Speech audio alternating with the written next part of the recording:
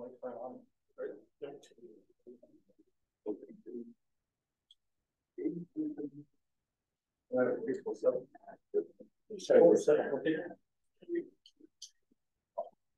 Okay, a call to order is conditional use hearing.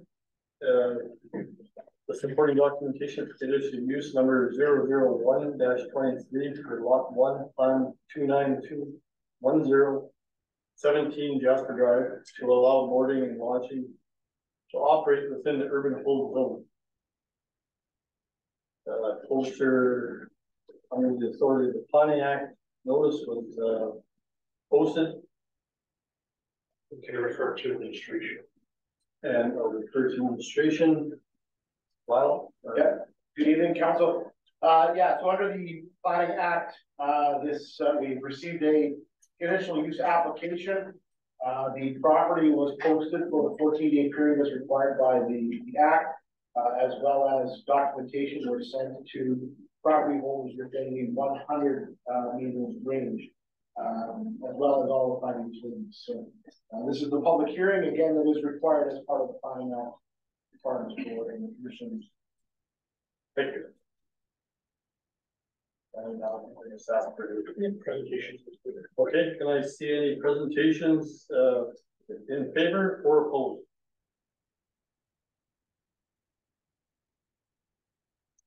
Is there anyone coming forward? No. Okay.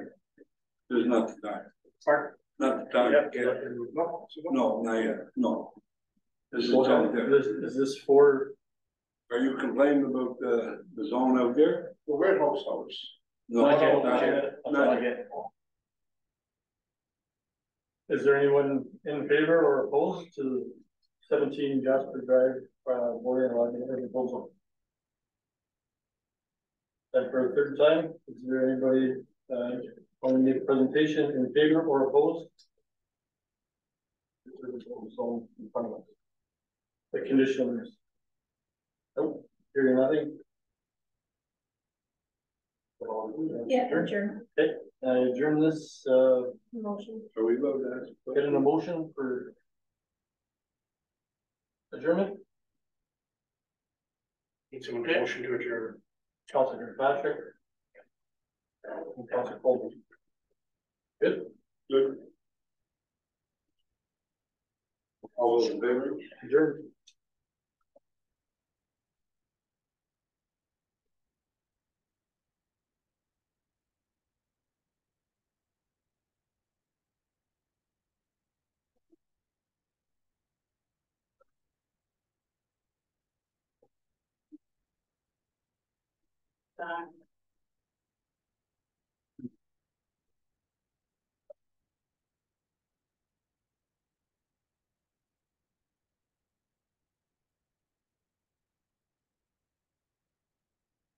Thank you, Councilor Member.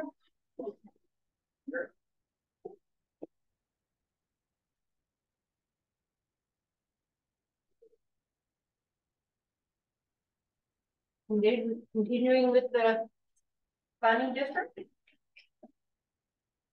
The 23rd of May, 2023, conditional use number 002-23. Call the meeting to order. And this is supporting documentation for conditional use numbers 002-23 for lot 32, block 2, plan 771 PLPO, North Division, 98 Green Street, 56 Green Street, sorry, to allow towing and storage facility to operate within the industry heavy zone. Administration. Good evening. Again, as for the Planning Act, we received a conditional use application. As for the Planning Act, this property was posted for the 14 days, and all property owners within 100 meters received documentation. That documentation is as you received in your pack tonight. Also required under the Act of public hearing. This is that public hearing for the Act. Thank you. We're now looking for persons in favor to speak on this issue. Yeah. come to the front, state your name, address. No, This one, not this one. no, not this one. We got four, you're on Hayes Road, right? Yeah. I give you a signal. This This- is on Crane Street. This on is Crane. Street. Okay, that's not the one. That's totally Okay, I'm calling the second time. Anyone that wants to make a presentation in favor? Third time, presentations in favor of this project. Next, I'll call for presentations opposed to this project, 56 Crane. Is there anyone in chambers opposed to this? For a third time, opposed? Seeing none? Call for adjournment. Councillor Lundmark, Councillor Colburn, all in favor? Carried.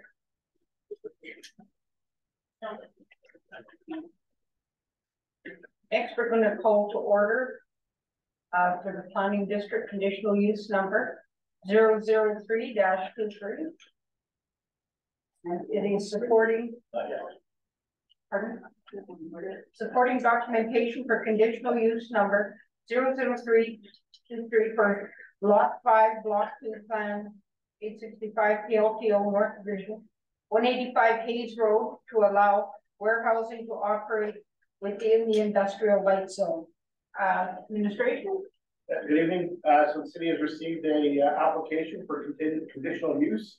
I do want to make one clarification. The document pack in the memo from our building inspector, other than the current status, he talks about this being in the heavy zone. That is, this is actually the light industrial zone. So there is a typo in your memo, just to let you know. But warehousing still does apply, so it is allowable as a conditional use. So as per the planning act, the property was posted for a period of 14 days. Notification was sent to any property owner within 100 meters, and a public hearing is held. This is the public hearing for 185 Hayes Road in the conditional use application. Thank you. Now we will have a presentation in favor of this project from 185 Hayes Road. For sure. Might turn it off. Yeah. Turn down. Hard to hear. My name is Ashok Khan. We partner with Prince Furniture, and we like to grant it for our warehouse and use as a warehouse. We purchased this property approximately 3 years ago. Now we want us to come through City Hall as a warehouse. That's all we have. Say grant.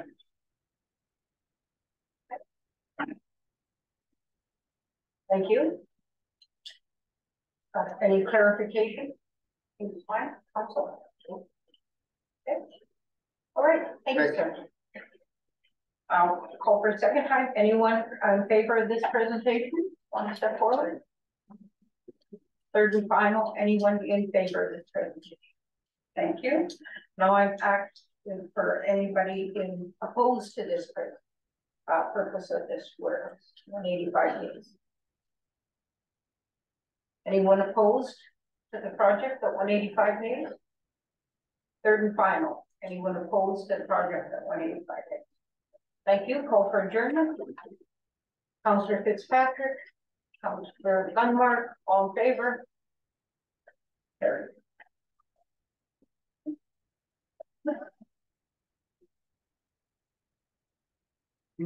Next, we're going to go to conditional use number 004-23, supporting documentation for conditional use number 004-2030 for lot 6, block 2, plan 865 KOKO North Division, 169 Hayes Road to allow warehousing to operate within the industrial light zone. Administration? Yes, good evening. So again, the city's received the conditional use application for the above noted property 169 Hayes. Similar to the last, I will make a correction to the memo. This is industrial light, not industrial heavy. There's a typo in your memo. Warehousing is permitted as a conditional use in the industrial light zone. As per the planning act, the property was posted for a period of 14 days. And this notice was sent to everybody, all property owners within 100-meter radius of the property. The public hearing, this is the public hearing that is required under the for 169 Hayes Road. Thank you. Next, I'll go for presentations in favor of this conditional use for 169 Hayes Road. Duncan? Madam Mayor, just want a clarification because of the notice of the public. I think it's important to change the IH to IL. Because this document, all this document got to be corrected. Even the public notice hearing note for the previous and this one as well. The notices that were, Your notices are correct, the memo had the typo. Even the public notice proposal said there, you say industrial IH. The The symbol. symbol. The symbol has to be this confusing people sometimes if they you say IH. Okay, thank you. Make sure that you be reflected in the Industrial zone, in rats, IH.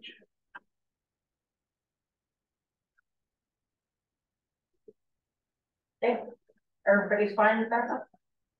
Thank you. I will ask a second time, any presentations in favor of the 169 Hayes Road warehousing? Third and final time, any presentations in favor of the 169 warehouse? Seeing none, I'll ask if there's any opposed to the 169 Hayes Road warehousing proposal. Second time, is there anyone opposed to the 169 Hayes Road warehouse? Third and final time, anyone opposed to the 169? Thank you. Seeing none, call for adjournment. Councillor Coburn, Councillor Landmark, all in favor? Carried.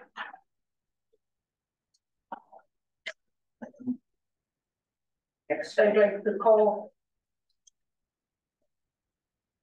the regular meeting of council to order at 7:12 p.m. I would like to recognize that we're on Treaty 5 land, traditional land of the Chiswaysick Cree Nation and homeland to the Métis. Next, I would like approval of the agenda. Councillor Fitzpatrick, Councillor Coburn, all those in favor? Carried.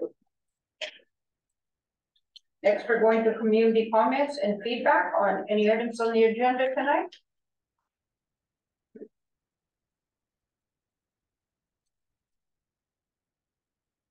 Any comments on the community feedback on the agenda tonight?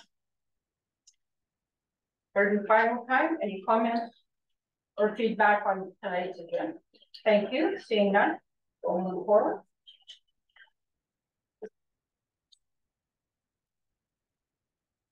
Next, we're going for adoption of minutes. 5.1 is adoption of minutes of the regular meeting of council, May 9th, 2023. Resolution 2023-066, moved by Councillor Coburn, seconded by Councillor Chong. Be it resolved that the minutes of the regular meeting of council held in council chambers, City Hall, Thompson, Manitoba, on Monday, May 8th, 2023, be adopted as circulated. Administration? Nothing further. Any council comments? Call for the question. All those in favor? Carried.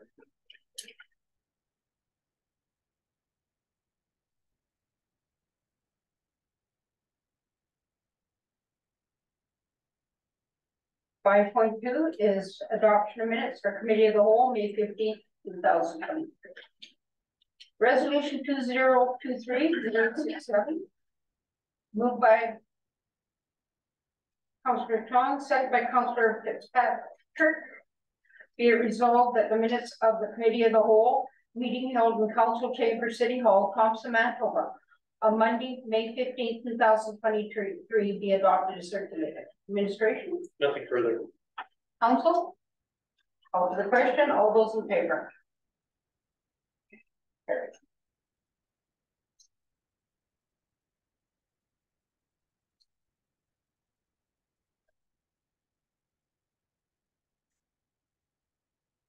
Next, we're going to go into resolutions. Deputy Mayor, or Deputy Mayor, Councillor Landmark, would you please take my spot?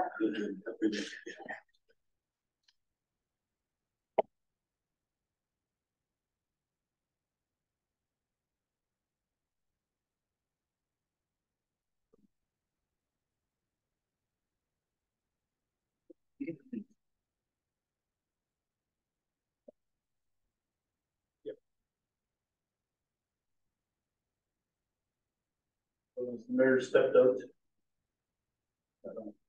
Declaring conflict of interest, but as to review or read through the resolution, number 2023068.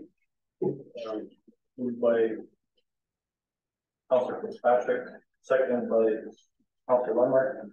Whereas the city of Thompson is going to receive a conditional use application number 001-23 for lot 1, plan 29210-17 Jasper Drive, to allow boarding and lodging to operate within the urban hold zone. And whereas under the provisions of the Planning Act, a public hearing has been held to hear representations for and or against the conditional use application. Now therefore be it resolved that council will approve conditional use application number 00-1-23 for lot 1, plan 29210-17 Jasper Drive, to allow boarding and lodging to operate within the urban hold zone in the following conditions.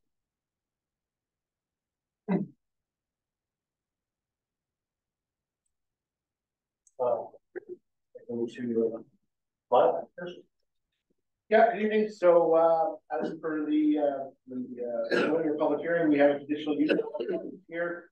The circulation was provided as well as the property posted. Manitoba Hydro, Stitco, MTS, Shaw Cable, and Thompson Fire Emergency Services were also notified, in addition to all property holders within the 100-meter radius. No objections were received to any of those notifications. The public hearing was held this evening. There were no in favor and no objections received this evening. Thank you. And I missed it at the end of the resolution. So number 1 is to obtain necessary building permits. Councilor Colbert. Yes, and secondary definitions does not include hotel or motel. Are these places subject to accommodation tax? I believe they are, Councilor Colbert. I can confirm 100%, but Are there not any? just hotels and motels are included. Yeah. Are there any other beds and breakfasts in town that pay taxes? There you go. I got the experts here beside me. It all depends on the number of rooms that are there, and I believe the duration of the stay. That's correct. Yeah. So That old definition of accommodation tax in hotels, is it? Hotels, you come in for 1 night, you pay tax. So hotels, if 1 night you pay the tax, yes, but for, I think there's a limit of, you have to have 3 rooms. Once you hit the 3 room, then you pay accommodation tax. If it's anything under than that, like if you're only renting 1 room, there's no accommodation tax. Well, okay, under this agreement, there's 5 buildings, right? Going up. the 5 right now is to start with less than 5, would be probably two cabinets with the further expansion.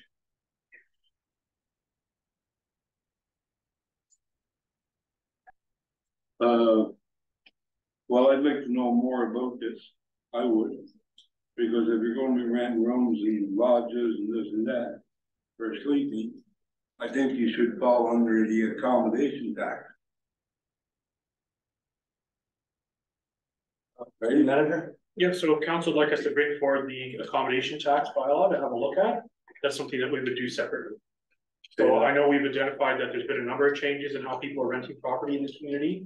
There's now things such as Airbnb and others, but that would have to be done under the accommodation bylaw. Yes. Or if council wants to look at doing things differently, we would bring it forth under that bylaw.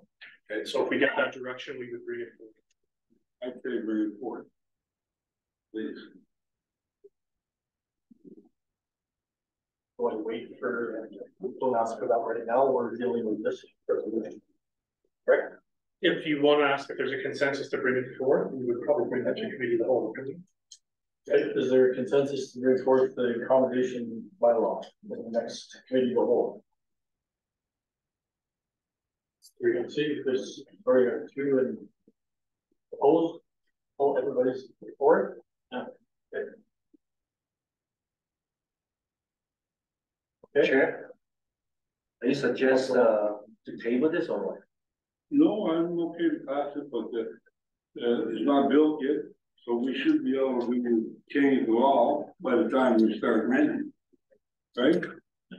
That's my idea of doing it. Yep. Right, but I'm okay with this. Councilor Fitzpatrick? Thank you, Mayor. Yeah, I don't have any issue with this, moving forward. I mean, I've been here for 46 years and there's been people staying in, those cabins all along the river road out there for as long as I've been here, and this isn't gonna make that any worse, or, and it's no different than staying in a camper or whatever out there is the way I see it. Thank you. Anybody else? Okay, let's call for the question. Oh, sorry, I didn't see your hand up. Councilor Overdock. Thank you. I was just going to say that I am in favor of this resolution.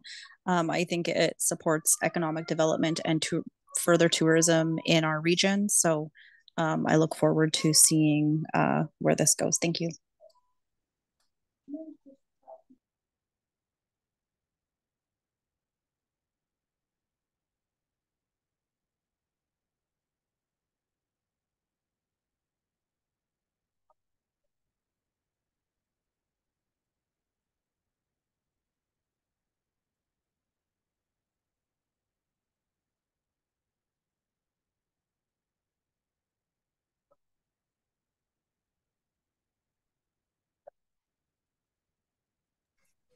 I have no sound on this end. I don't know if that's an issue over here or because it's muted. Can you hear me speaking, Council?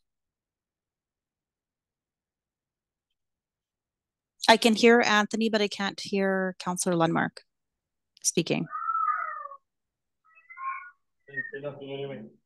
Oh, there we go. Okay, now I can hear you. I just did a favor and appreciate this other development. Thank you. Anybody else? Okay, I call for the question. All those in favor? Unanimous. Thank you.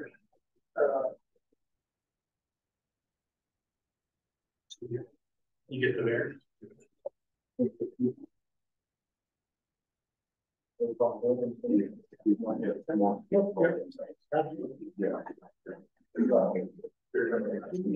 Which one is your family? Yeah.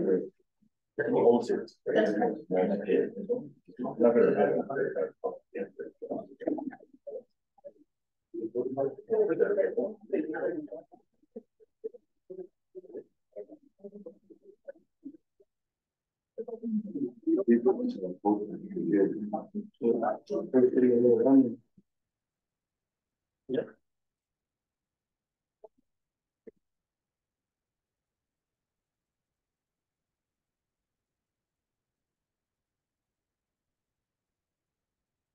You may chat last thing, you're going to be going about the third nation.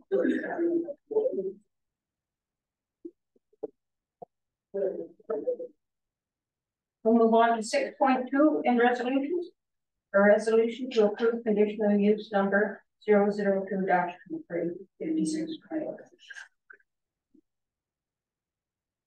Resolution 2023-069. Moved by Councillor Lundmark, second by Councillor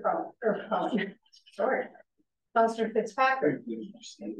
Whereas the city of Thompson is in recent receipt of a conditional use application 002-23 for lot 33, lot 2, plan 771 Pale Hill, North Division, 56 Crane Street, to allow towing and storage facility to operate within the industrial heavy zone. Also, whereas under the provisions of the Planning Act, a public hearing has been held to hear representations for and or against the conditional use application.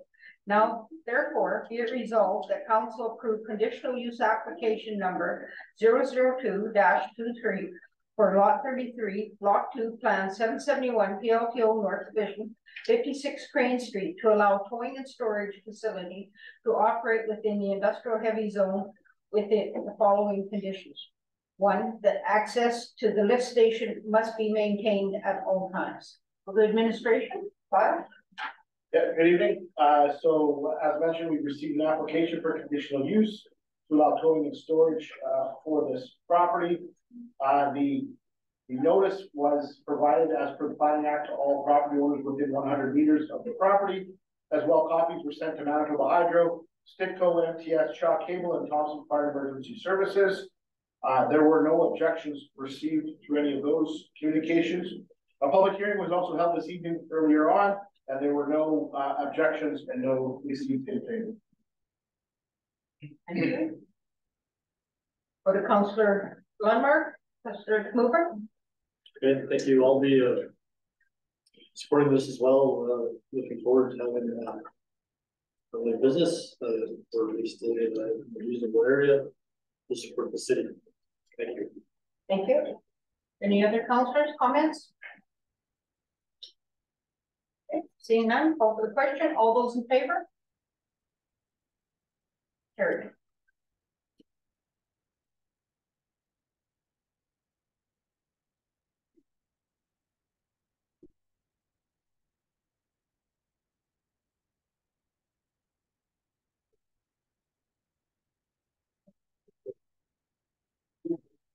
There's the.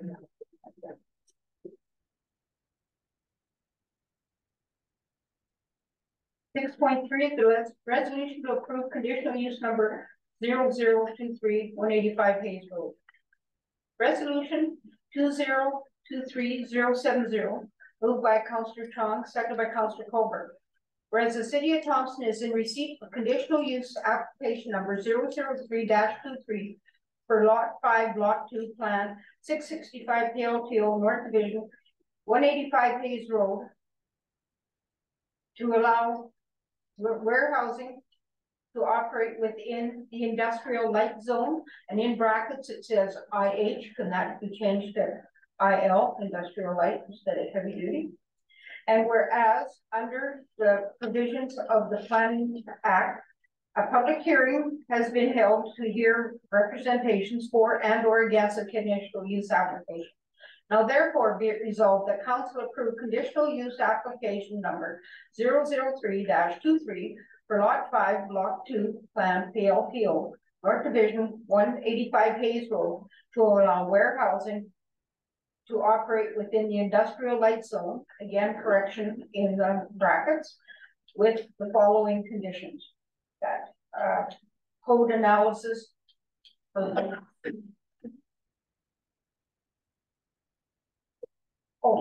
a code analysis for both buildings is provided. Call for administration.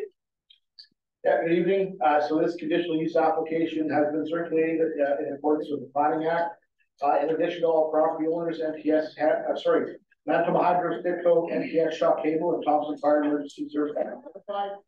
No objections were received through this route. A public hearing was held earlier this evening. There was one party spoke in favor and 0 opposed. Thank you. Councillor Chong? No further questions. Okay. Any other comments from councillors? Councillor Colbert. This don't change the tax status, do it? Sorry. Do this change it to warehousing? It don't change the tax code, do it? Yeah, the assessments branch would take the information if there's a change, would have a look. I would anticipate there'd likely be no impact, but assessments branch would determine that. Thank you. Any other questions? Seeing none, call for the question. All those in favor? Carried.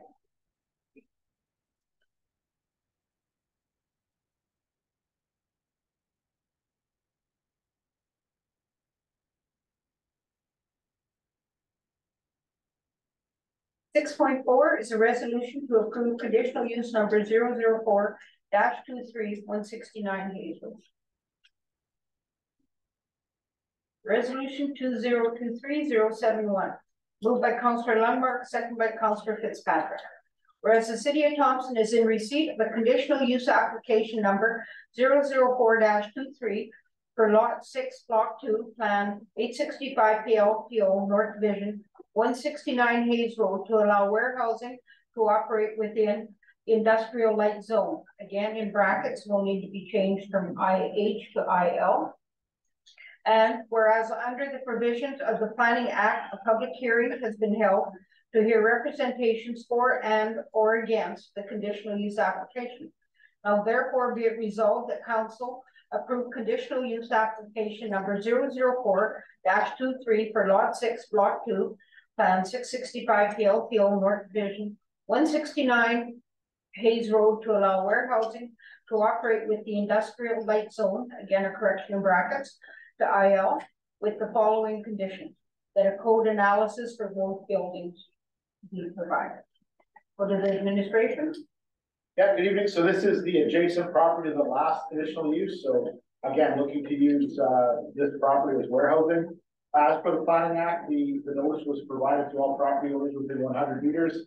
Manitoba Hydro, Typical MTS, Jock Cable, Thompson Fire Emergency Services were also notified of this conditional use application, and no objections were received. A public hearing was held earlier tonight. There were no parties that spoke in favor and no parties opposed. Thank you. Councillor Lundmark, as the mover, do you have any questions, comments? Sure, yeah, I'm in favor of this. Their business that can store their materials in the area, provide some more space if there's at the regular site. I'll be supporting this as well. Thank you. Thank you. Any other councillors, comments? Seeing none, call for the question. All those in favor? Carried.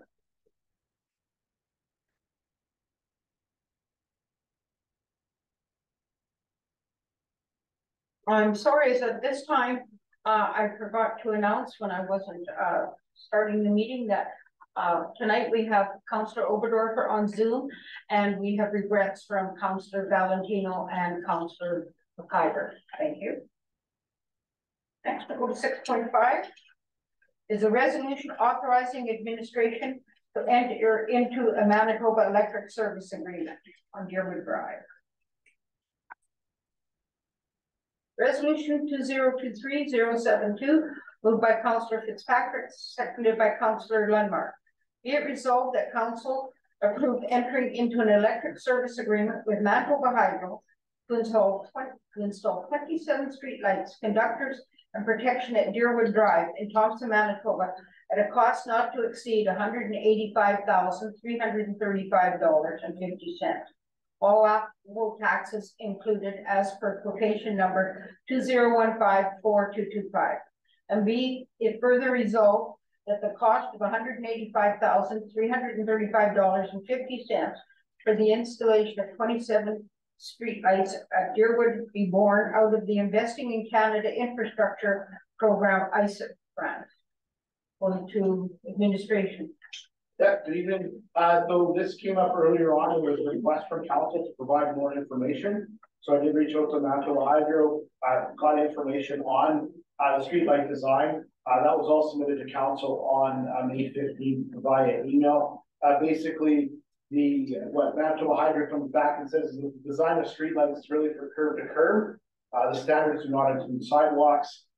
That would be additional lighting that would be required to be installed if necessary. They do sum up in a kind of a final statement. I will read it here. In a nutshell, the proposed lighting design is an improvement over the existing installation and meets the requirement for Deerwood Drive. The proposed design also improves the sidewalk lighting as well, especially the vertical illumination component, which will enhance the pedestrians' perception safety. The sidewalk's horizontal luminance on Deerwood Drive west of Barton did depreciate slightly, but will be unnoticeable as the human eye requires a minimum deviation of 30% between light levels for it to be noticeable. Horizontal luminance is useful for the detection of traffic. Thank you. Councillor Fitzpatrick is the mover. Would you like to go first?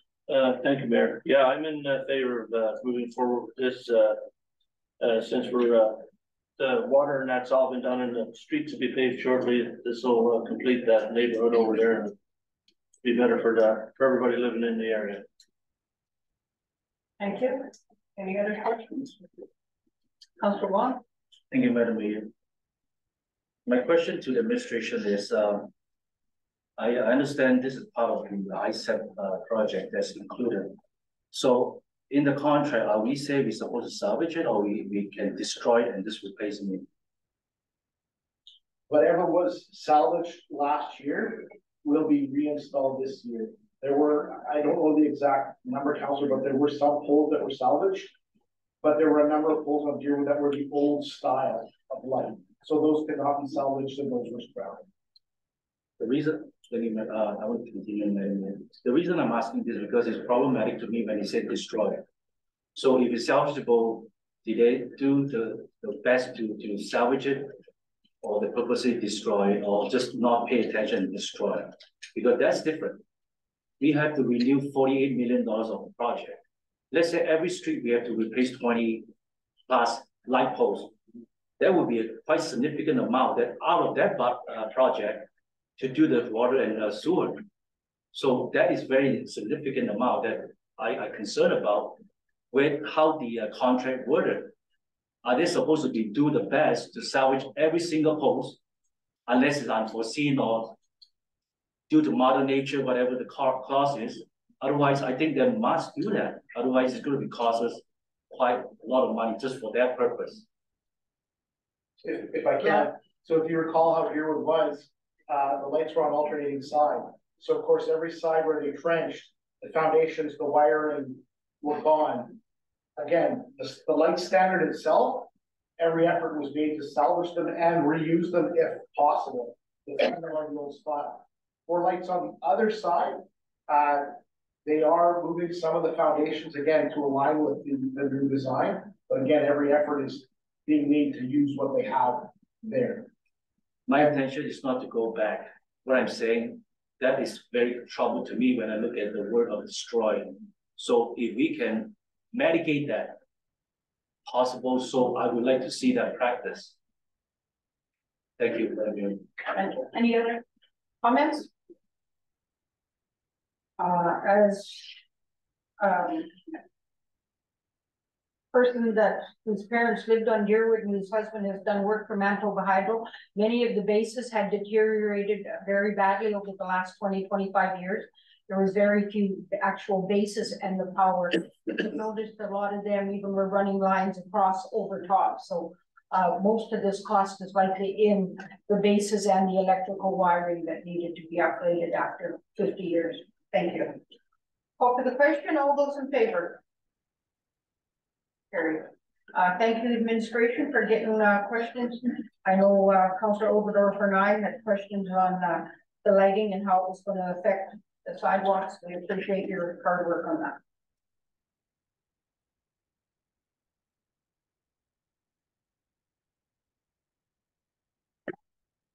.6 is a resolution to authorize administration to sponsor Manitoba athletes participating in the 2023 World Police and Fire Games. Resolution 2023-073, moved by Councillor Fitzpatrick, seconded by Councillor Colburn. Whereas the 2023 World Police and Fire Games is the largest sporting event ever hosted in Manitoba from July 28th to August 6, 2023. And whereas the World Police and Fire Games is an Olympic-style competition with more than 8,500 athletes representing law enforcement, firefighters, and police officers from more than 50 countries across the world. These athletes compete in more than 60 unique sports, founded and hosted several times in the United States. Past host countries include Australia, Canada, China, Northern Ireland, Spain, and Sweden. And whereas members of the Thompson Fire and Emergency Services and the Thompson RCMP detachment will be participating in the events. And whereas council would like to support our members representing the city of Thompson in the games. Now therefore be resolved that council authorize administration to contribute a total of $5,000 to help with the expenses of competing in the games. Administration. Yes, so as noted in the resolution, this is a unique sport event that's coming to the city of Winnipeg. It'll be the largest sporting event we believe that the city of Winnipeg's ever hosted. And there'll be lots of volunteers from around the province supporting these games, but as well as lots of athletes competing from across the world partaking in this. The city became aware that the members of the local RCMP detachment and our local Thompson Fire and Emergency Services had entered a team along with a group from the city of Portage La Prairie. There were discussions between the two councils and administrations, and the recommendation has come forth that this Thompson City Council would be contributing $5,000 towards sponsoring this, with an understanding that the city of Portage La Prairie will also be sponsoring the athletes to attend this summer, representing both of our communities together. Thank you. Councillor Fitzpatrick, is the mover. Do you have any comments? Thank you, Mayor. Yeah, I think it's important that we support our emergency service people and show a little gratitude and say thank you. Sponsoring them for this game, I think it'll be good. Thank you. Councillor Wong.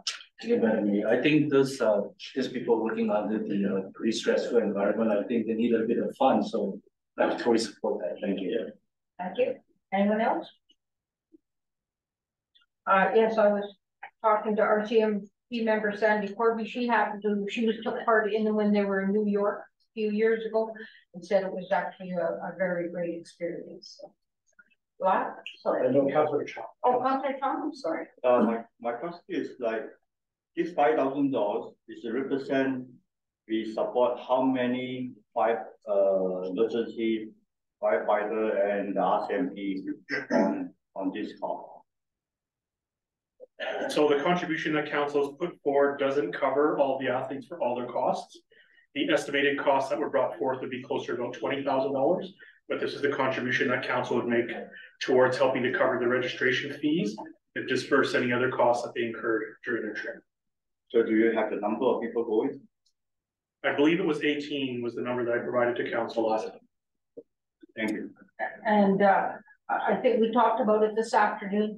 Our CMP and firefighters will give us names of the rosters closer to the time when they know everybody that's going. The list that we went from Thompson. Any other comments? Okay, seeing none, call the question. All those in favor? Duncan, did you have your? Thank you.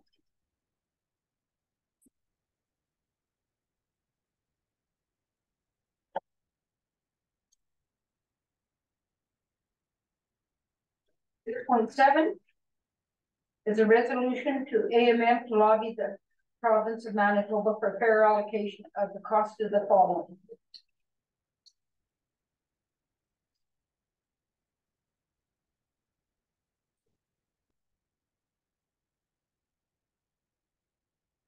Resolution 2023-074, moved by Councillor Lundmark, seconded by Councillor Fitzpatrick. Whereas the cost of all policing in Manitoba is taking up greater and greater amounts of municipal budgets, particularly in urban communities, and whereas the root cause of crime, therefore the need for policing, the issues are arising from failures in systems beyond the scope of municipal government, such as mental health, addiction, health, and socioeconomic status. And whereas municipalities that serve as hubs for the health and social services attract people in need of those services, and then must address the negative outcomes when services fail to meet those needs. And whereas municipal boundaries have absolutely no effect on the incidence of crime, and whereas the current funding model for policing in Manitoba has not been materially changed in decades, no longer meets the needs of the realities of today, and inappropriately puts the burden of policing on the taxation of real property, And whereas the province of Manitoba has undertaken an independent review of the legislative requirements to provide policing, as well as the administration and distribution of provincial funding support for municipal policing. Therefore, be it resolved that AMM lobby the province of Manitoba to amend the Police Services Act to ensure that the model for funding policing in Manitoba is equitable, transparent, and aligns with the allocation of costs with the capacity to pay and the jurisdiction's responsibility over the root cause of crime. Administration. Yeah, so annually, the Association of Manitoba Municipalities, the different regions and communities submit resolutions to tell the AMM what the communities would like to be lobbied for with the province of Manitoba. This is a resolution with doing with allocating the costs for crime fighting back to the departments of the province or the federal government who would be responsible for those costs, rather than putting all the costs on the local taxpayers for things that are outside of the local control. So this would be brought forth if council were to pass this. It would then go to the June district meetings in the PAW, and if it's adopted there, it would move on to the provincial level for review in November at the annual meetings of AMM. Thank you. Councillor Landmark is the move. I'll definitely be supporting this and resolutions to the AMM certainly carry more weight than just coming from us. I'm sure that we'll get this through the June district because the councillor that's involved with that, and Councillor Fitzpatrick and Councillor Valentino can both assist with our lobbying efforts. And this is vitally important for us. We have the New Star CIP of any municipality in the province, and it's still not enough. And I wish that we had more influence on how much we can acquire more social services as well to help with this situation. But this is an effort going in that direction, and it's going in the same direction as what our community safety and well-being fund dictates. And I'll definitely be supporting this. Thank you. Thank you. Any other comments, councillors? I'd just like to state this is something whenever we're in front of provincial, federal ministers and any other, it's one of our main lobbying efforts. And I do believe that we are starting to be heard. So thank you very much. Call for the question. All those in favor? Carried.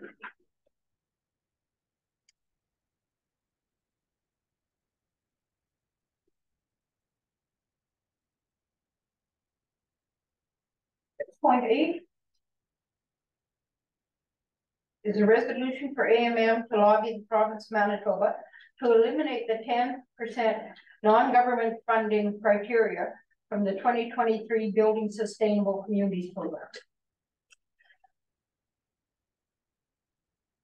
Resolution number 2023-075, moved by Councillor Fitzpatrick, second by Councillor Lundmark. Whereas the Building Sustainable Communities Program was developed to foster thriving and sustainable communities, help provide a high quality of life for Manitoba, responding to neighborhood, municipal, and regional priorities, and strengthen the nonprofit sector and promote capacity, sustainability, and resilience of our communities. And whereas the Building Sustainable Fund currently requires applicants to match eligible ESC project funding on a 50% basis, including 10% from non-governing funding sources for all projects except planning projects. Provincial funding includes support provided by any provincial department of agency, including Manitoba Hydro, organizations funded by the province, such as school divisions, as well as the Trails Manitoba grant programs.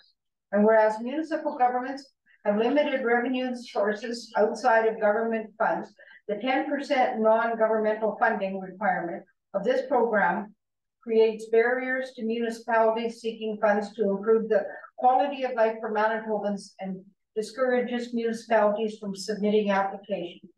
Therefore, be it resolved that the AMM lobby the province of Manitoba to eliminate the 10% non-governing government funding criteria from the 2023 Building Sustainable Community Program.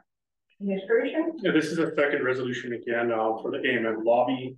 basically asking for more flexibility in when applications are submitted to the Building Sustainable Communities Fund. The city's been a recipient of a number of these grants, but it's always complicated when council wants to move a project forward, but then has to look for another partner to contribute funds to this. And if it's difficult to find a partner who's also interested in the project, it can sink projects. The city hasn't really had too many issues with finding partners, but there are other municipalities around the province that have not been able to use this fund. So the lobby would be to give municipalities that choice to decide on behalf of their people how they want to apply for these programs. Thank you. Councillor Fitzpatrick is the mover. Thank you, Mayor. Yeah, I am in agreement with Anthony. There are a lot of communities in Manitoba that can't do what we're doing, and I hear them at the AMM meetings, and so yeah, this would be very important for the smaller communities. Thank you. Any other comments? Thank you. This is just one more way that we support our fellow AMM municipalities. Call for the question. All those in favor? Carried.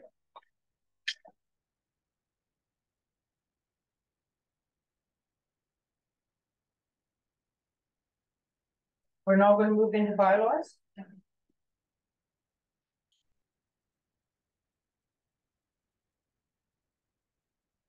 7.1 is a motion to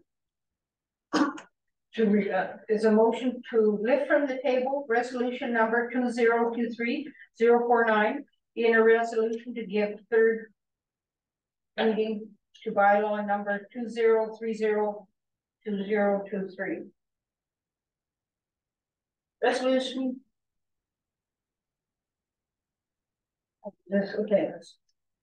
Resolution 2023-049. This is the actual resolution. We just need motion to the mover and the seconder to lift it. Councillor Lundmark. Councillor Fitzpatrick, all in favor? None, all opposed? Thank you. Carried.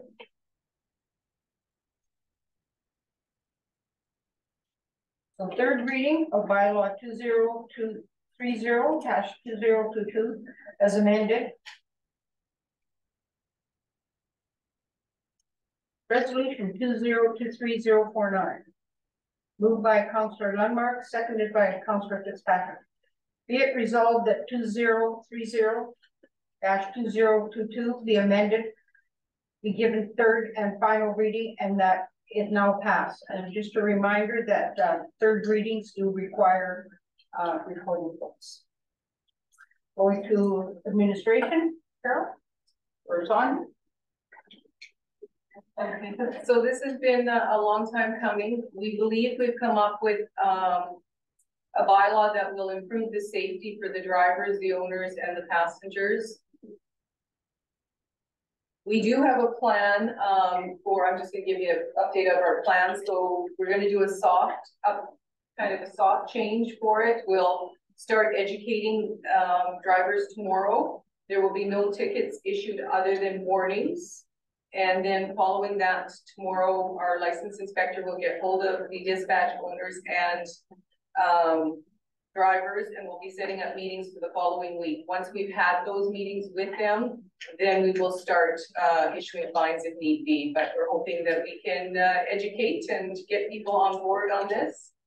And yeah, I think it will be good for everybody. Thank you. Councillor Lundmark is mover. I will be supporting this as part of the community that looked over this and reviewed all the efforts of our staff. I'll tell you how painful it was to review that multiple times to make sure that I got everything, got the gist of it. I know that our vehicle for hire people also got to review the entire thing and came back with questions. It helps with the safety of passengers and for our drivers as well. And I think that it even reinforces some of the help for the owners as well. And I think it's a good plan going forward. I really like the fact that our staff's also come up with the soft start idea to roll it out. And, yeah, I'll be supporting. Thank you very much. Thank you for all your work. Okay, thank you. Any other comments? Councillor Trump? Thank you, Madam Mayor. I'm not against the bylaw. In fact, that we should have bylaw. But if the bylaw that cause hardship and difficulties to the person or the organization, that bylaw, I wish this bylaw can be flexible. That if anything of this bylaw, then we can accommodate and make changes for the situation of the taxi or this. So what I wish is we should have a little bit of flexibility on this bylaw. So with discussion with the taxi owner or whatever it is. Anthony? Yeah, so the bylaw would have to be passed in whole, and then repassed through 3 readings.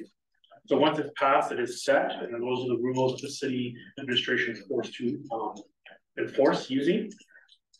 So either it would be amended further and brought back, or it would be passed as council asked us to bring forward a new one, and then run it for a while and then make amendments as you see fit. But that's typically what we do with the bylaws. We bring in the new one, council identifies what they don't like, and then you amend it further in the future. Because as a councillor, we don't know what is good for the people, right? So it's up to them to tell us this is some problem with that bylaw. Yeah. If you can amend it, this is good. This is what I'm looking for. So council can always amend its own bylaws. Council owns the bylaw. So it's theirs to amend as they see fit. Okay, thank you. Anyone else? Councillor Wong? Thank you, Madam Mayor. I strongly support for regulation of taxi because we do issue the license for them to operate the business. But I have problem with regulated such a way which is like limited for hour. I did make a phone call to employment standard to find out what is the maximum hour we allow to fuel. There's no such thing. They have recommendation. They have suggestion for 16 hours, which is for safety purpose. Union lobby that because they don't want to overwork. But maximum hour to work, they did not have that. There's no regulation. So, but this bylaw, one of the things that I don't like is about the casual and the full-time. What does that mean? I can see a minimum requirement to hold your license. I would totally support that to say you must practice at least minimum how many hours per year to maintain your license. But maximum, I have trouble. Why are we regulated for them how many hours they have to work? How many hours per year or per month? And I'm glad that you guys take away the casual, which is totally doesn't make sense at all. But the part-time and full-time, I believe the industry will take care of itself. If they want to apply the license, if they don't want to drive, they don't want to drive. If they want to make more money, we should allow that. We quite often, we try to lobby from the other government, we say, cut the red tape, cut the red tape. But yet, we are putting more red tape and more red tape to industry. Back in the day when we drive, there's only one license, taxi license. As long as I pass my criminal check, my child abuse check, I'm 18 years old, and I'm eligible to work in Canada, and I have a class 4 license. That's all it takes. Once I pass that, I don't think we need to be worried about how many hours they drive, when they don't drive. If we start doing that, who's going to enforce that? Are we putting more job to our administration? Right? So right now, we already, quite often I heard this, we don't have enough people to work. That's why some of the services we cannot fulfill. Now, yet we add more regulation. That's one of the things. Another thing is a work alone policy. Are we going to enforce that? Are we going to give a ticket or fine to the dispatcher? I don't know. I try to wrap my head around because the dispatcher always work alone, but they communicate with the driver quite often because they get a phone call, they got a dispatch to the taxi driver. So are we going to enforce the standard work alone policy? If you're not, is that a formality just to put in the paper, just to say, yeah, you have this, just show me you have that, good enough, or we going to enforce? If we going to enforce, I have a problem with that. How are you going to do that? Are we gonna cost them more money to hire 2 people work every time for dispatch? I don't know. So those are the things I can't see practical. And when we talk about safety, the whole entire policy, the bylaw is only small stretches talking about safety to the public. The rest is regulation, how the operator and the license owner to run the business. It's not much about safety we talk about. I would like to see more the bylaw is about how we take care of the passenger for more safety. Camera is in place, I got that. Other than that, I don't see much about it. So when we use a safety to try to entice or try to convert people to support this, I don't see it. It's not much in the bylaw to talk about safety. So other than that, again, I want to give a wrong message. I will support bylaw, but this bylaw is out of whack. There's a lot of things that do not apply to the reality or the practical. So with that, I would like to ask for recordable. Thank you. Thank you. Third reading is automatically recorded. Anthony? Yeah, so this bylaw is based on the city of Winnipeg's bylaw, which is already in effect. So it is already working in other places. The administration has made a number of compromises based on council's feedback. So has made a number of the changes that council's asked for. And it's been brought forward basically by council's direction. So it's really up to council to either pass it or to not pass it at this third reading. And if we were to pass it and wanted to make changes, it'd be to amend it as it comes forth again. So if there's things that you feel that don't work, then you would tell the administration we're not happy with this, amend it. But at the end of the day, the council, the administration would be enforcing whatever bylaw is current on the books. Any other comments? Carol? I just have one about the work alone policy. That should already be in place. That's a provincial regulation and it should already be in place. They should already have that written down. We're just asking for a copy of it, that's all. Thank you. Anyone else? Just a clarification, it's not going to be enforced, it's not going to issue a ticket? It should be in place already and we would just like a copy of it. So they just have to make the policy that how they take care of the work alone policy. The provincial government regulates that they have to have a work alone policy in place. Thank you. When you receive the work alone policy, distribute it to council, please. Any other comments? Okay, seeing none, I'm in agreement. It's been a long time in the works. There may be things that don't work for everybody, but I'm asking us as councillors and the taxi industry as themselves to please make note of what's working, especially, or what's not working, and reach out to Carol, and we will entertain what changes need to be made down the line as amendments. Councillor Wong? Thank you, Madam Mayor. My final question about the part-time and full-time license, what is that exactly we try to achieve? To put a time there, like hours to work. Carol, did you want to answer that? Well, we want to ensure that the drivers on the road are safe, so that's why we have the maximum of 14 hours a day. We don't want people who are driving, and I have record of drivers who have gone over 20 hours a day. So we want to make sure that maximum, that there's no more than that. The casual, well, you want to make sure that your owners who own the vehicles are operating them and they understand the rules of the road. So that's one of the reasons why we want the full-time, part-time. I get that. I'm not talking about how many hours a day for safety reason, but you regulated 156 hours a month. What we try to achieve that? That's just a minimum for full-time, like that's 156 hours for full-time. So 155 up to 155 is part-time hours. Anything over that is full-time hours. But the part-time, you put a regulator, you cannot work more than that.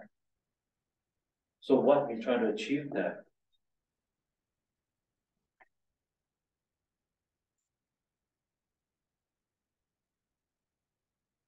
Right, because you're asking why do we have I can see minimum to retain the license. Yeah.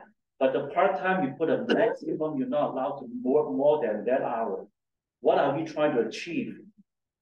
We need to separate the full-time and those people who are full-time and those who are not full-time. It's more or less making sure that the people that are driving full-time owners or drivers, owners, operators, whatever they might be, that they understand, like Carol had mentioned, that they understand the rules of the bylaw.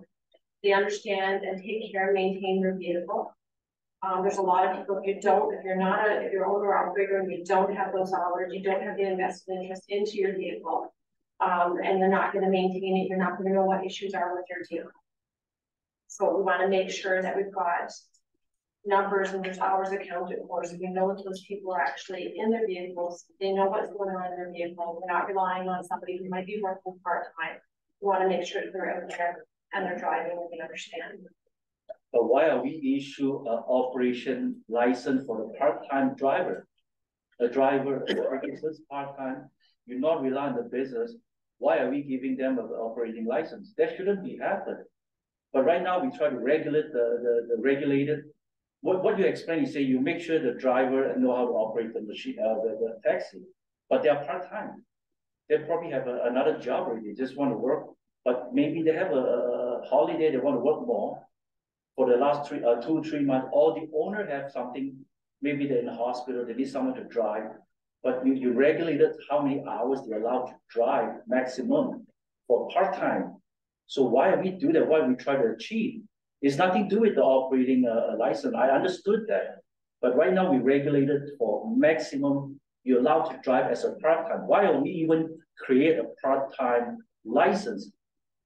We didn't create it, that's always been in the bylaw, so that is not something new that we put into this bylaw, that was in the previous bylaw. Can we take it out?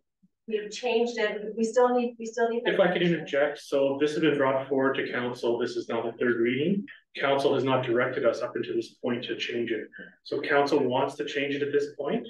The matter should be tabled and those changes made, but you don't make the changes in the room on the fly like this.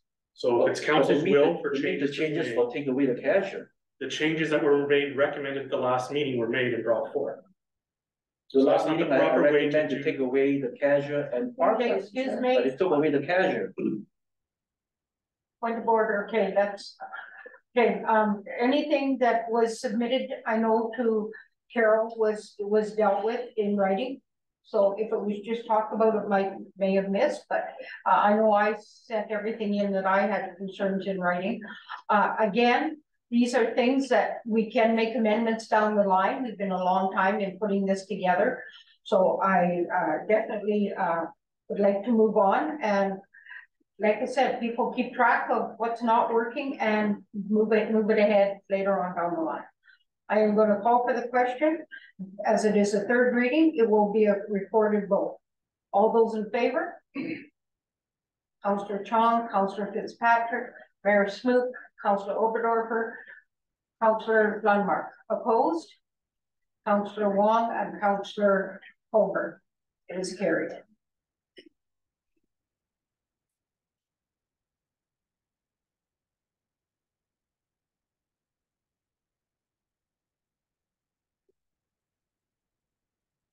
Next, I'd like to have a motion to lift from the table resolution number 2023-051, being a resolution going to the third reading of bylaw 2021-2023. Councillor Fitzpatrick, Councillor Lundmark, all in favor? Opposed? Carried.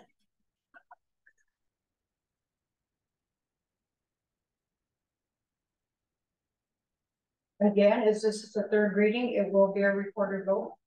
Resolution 2023-051, moved by Councillor Lundmark, seconded by Councillor Colburn. Be it resolved that bylaw 2031-2022 be given third and final reading, and that it now pass. Administration. Carol? So there's a couple of items on here that are just housekeeping that were missed from previous. But what this will allow any fines that are issued to go to a screening officer.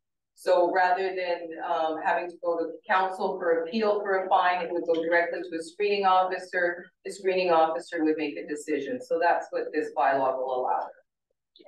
Thank you. Councillor Lundmark? Yeah, I'll be supporting this, so that we just streamline some of these things that, get bogged down, and, we're doing it with other bylaws already, so. Set up, thank you. Thank you. Any other councillor comments?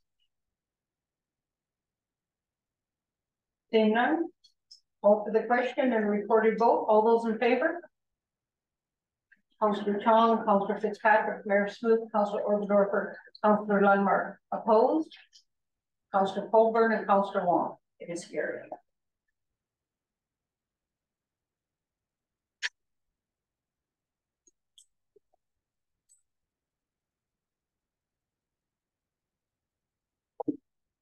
Thank you.